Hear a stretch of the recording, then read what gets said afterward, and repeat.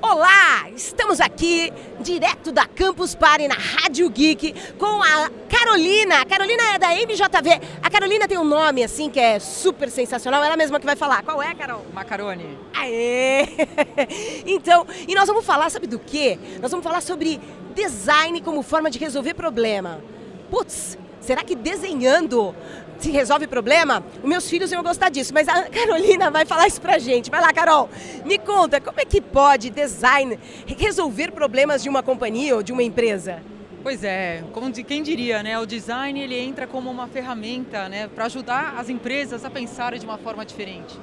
E por que as empresas estão inovando hoje, estão tão orientadas a inovar, guiadas pelo design, né? Eu acho que cada vez mais o design ele sai com uma disciplina relacionada à estética e começa a tomar uma função muito mais estratégica dentro das companhias. Então, porque ela tem alguns princípios básicos como a colaboração, né, a cocriação, e que coloca o usuário no centro. Então, cada vez mais as empresas precisam ter soluções em que sejam focadas para as pessoas que vão usar aquela solução. Desenhando uma forma, estruturando uma forma, seria também, para resolver problemas, seria também saber fazer a pergunta mais certa para que possa chegar numa solução mais adequada? Assim, o cliente, na verdade, ele precisa ter o foco no usuário. Então, a partir do momento que a gente trabalha a empatia, onde a gente coloca a pessoa em um lugar do outro, a gente vivencia aquilo por algumas ferramentas, até pesquisas etnográficas, a gente consegue ter a sensação e o que o usuário sente, né, naquele momento utilizando uma solução, seja tecnológica, seja através de um atendimento, de um call center. Então, a gente trabalha a empatia, a gente consegue vivenciar isso. E aí, a partir disso, desenhar soluções que sejam compatíveis à necessidade que aquele usuário possui. Então deixa eu não sei se é a sua dúvida, mas é a minha, né? Carol, o que é etnografia, Carol?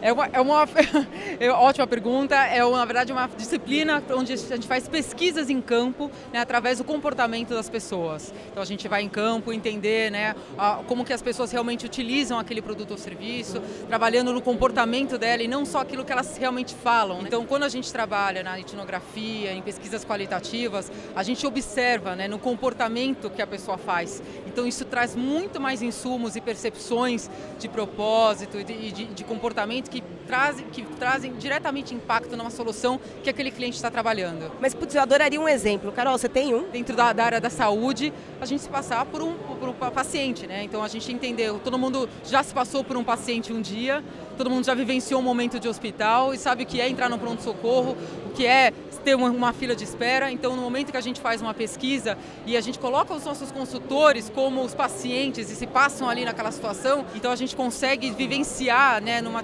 atividade de sombra, né, de shadowing, ou de vivência de um dia na vida, né, de viver aquele dia do paciente ou viver o dia do cliente naquela situação para trazer as dores que aquele cliente sente naquele momento. Então, assim, as soluções muitas vezes iam, né, investimento de tempo, recurso lançadas em mercado sem que o usuário tivesse um refinamento. Então, por isso que o design entra como uma ferramenta muito importante, porque ela é focada no usuário e a gente considera o mínimo viável, né, um produto mínimo viável para testar, refinar e voltar. Então, você relança aquilo várias vezes no mercado, refinado cada vez melhor.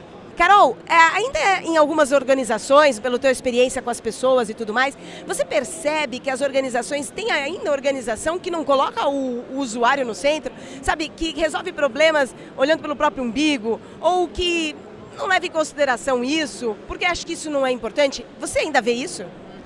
Ainda a gente vê isso no mercado. Eu acredito que as empresas fala-se muito em inovação, mas ainda não se faz muita inovação em todas as organizações, até porque isso de fato, falar em inovação é você tirar as pessoas da zona de conforto, é você trazer uma transformação, né, dentro da companhia. Então ainda existem empresas que, não vamos, né, generalizar, mas tem empresas que ainda pensam em lançamento de produtos, né, voltadas, sem colocar o teste no usuário, sem considerar quem vai usar. Por exemplo, se estou falando de uma plataforma digital, será que aquele meu usuário vai usar? Será que ele tem uma versão mobile? Será que se a pessoa ela é semi-analfabeta, ela consegue utilizar? Então, assim, são questões que muitas vezes, se eu não coloquei o usuário no centro, eu não vou conseguir trazer essa solução.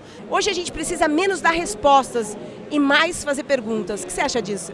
E as perguntas certas, eu diria, porque acho que as perguntas são como fazer, as perguntas do como, né, e não o que. A gente quer uma história por trás daquilo.